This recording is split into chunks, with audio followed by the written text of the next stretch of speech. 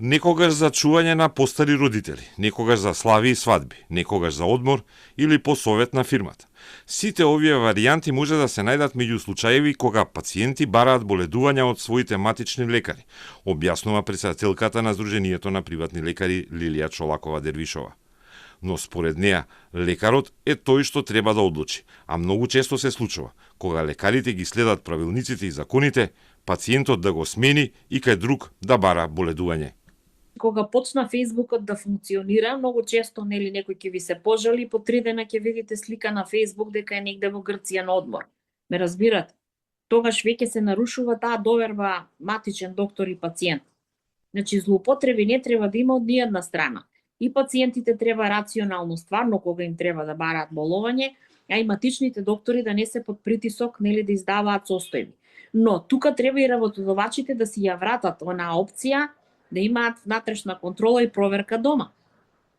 Дали е некој стварно со вртоглавица и ви вели телефонски не можам да дојдам до кај вас, многу ми е лошо, или имам течни столици, не можам да дојдам воопште да испаднам, ме разбирате?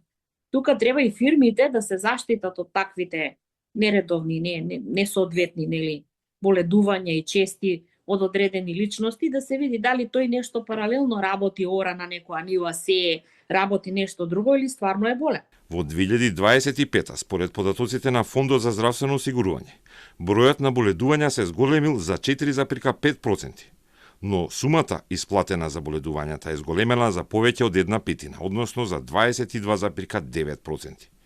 Фондот почна контроли.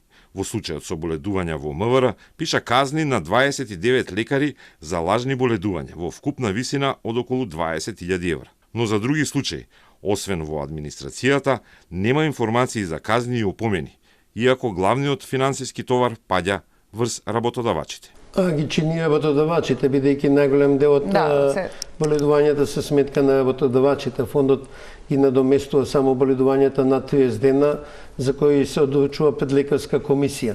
Зголемувањето на бројот на контроли од 400 на 800 за една година, 800 контроли на боледување ни дава една база на податоци каде што можеме да видиме каде се злоупотребите. Тоа се во кратки цик-цак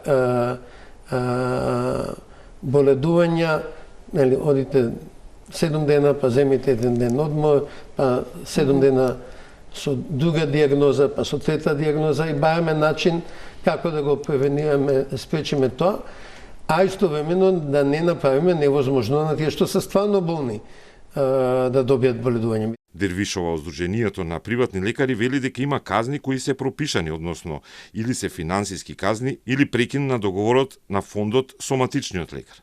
Колку нема точен податок, а Клековски објаснува дека за осигуреникот и за други истраги надлежности имаат други институции.